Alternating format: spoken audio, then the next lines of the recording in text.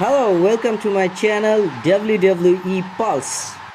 In this video, I'm gonna tell you how to build a monster. And when I say monster, I don't mean like an ogre, or a troll, or something from Lord of the Rings. No, I mean a wrestler. That's right! I'm gonna tell you how to build a monster. A wrestling monster. No, the key to building a monster, if you want to do it properly, is that whoever this new guy is that you're pushing, he has to be dominant. But not just dominant in wins and losses, dominant in everything he does. See? The first thing you need is a gimmick. You need some kind of gimmick that makes him stand out. He can't look like every other wrestler on the roster, and it doesn't necessarily have to be about his look, though that helps. It could be about what he does at the ring entrance. It could be about his mannerisms. It could be about the way he talks, or the way he dresses. Whatever it is, he needs something that makes him stand out. I always think it's best to make a monster bigger than life, especially in this day and age. We have so many wrestlers who are already in shape. So you want to find somebody who's a little bit bigger than everybody else? Maybe they're 6'5", 6'6". Maybe they weigh close to 300 pounds. Maybe even over 300 pounds. When you bring somebody up who's a physical specimen like this, it is easier for the audience to buy into the fact that this person is a monster.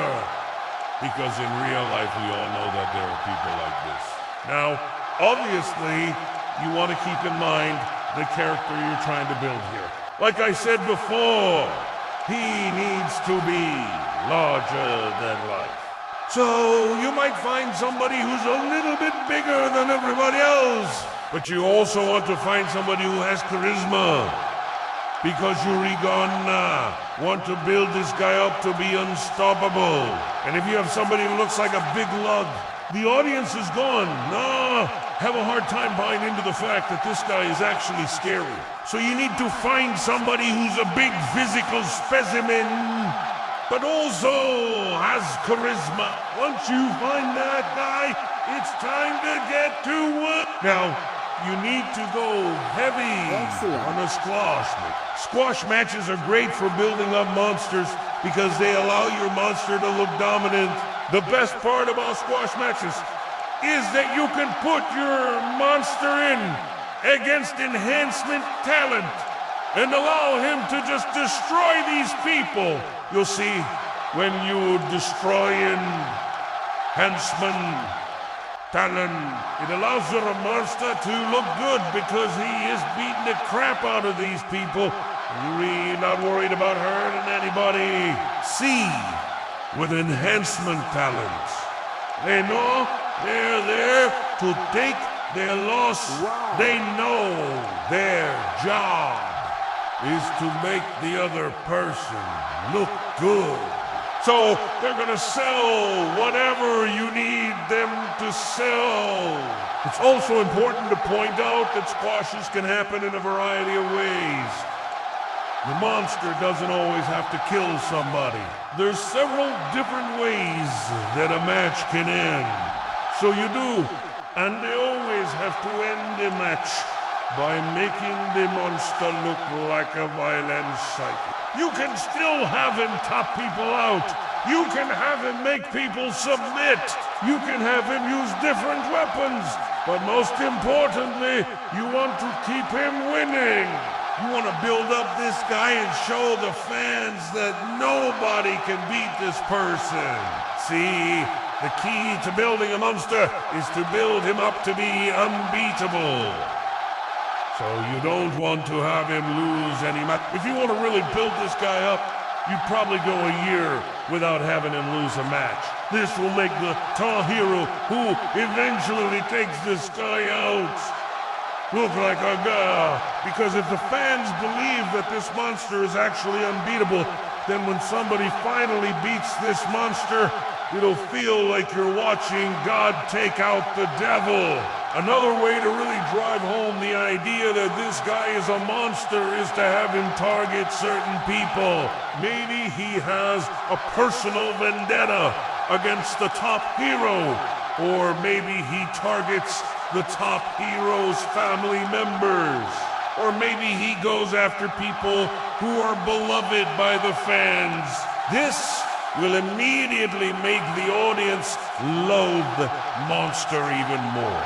If you make the monster a face, that is even better. Because if you can make the monster a face and have him be hated, then you really know you've had the monster. Because you're cool. You instead a good guy who is a jerk. But it is also important to point out that you do want to have to do this with a face monster.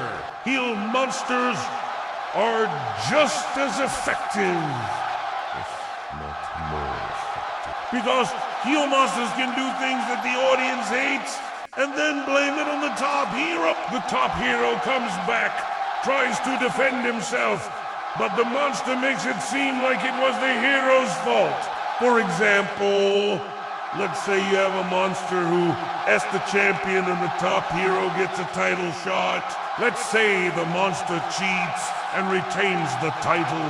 Well, in this scenario, the monster can then go around and blame the hero for the fact that he did unwin the match. He can say that the hero was trying to cheat. He can say that the hero was trying to use illegal moves. Basically, the monster can go around and turn the fans against the top hero, while at the same time retaining the support of the fans who love the monster. Another great thing about having a heel monster is that you can have him go after the families of wrestlers. If he goes after the families of the wrestlers, then he'll be blamed for anything and everything that happened. This will make it even easier for him to retain the championship. It also gives the top hero more motivation to take this guy out. Because now the top hero isn't just fighting to regain the championship, he's fighting to avenge his family.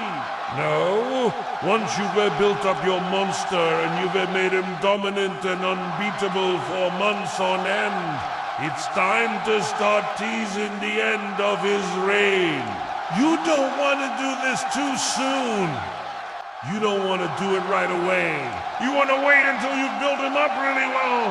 But once you start teasing the end of his run, you need to make sure that the top hero starts beating the crap out of the monster. At first, you're going to have the monster win, but you're going to start showing the hero getting the upper hand. The hero is going to start making comebacks. The hero is going to start kicking out of finishers. The hero is going to start landing big moves and putting the monster away. You need to start showing the hero being one step ahead of the monster. You need to start showing the hero landing moves that the monster isn't able to counter. And you need to start building up the hero so much that the only logical move at the end is for the hero to defeat the monster.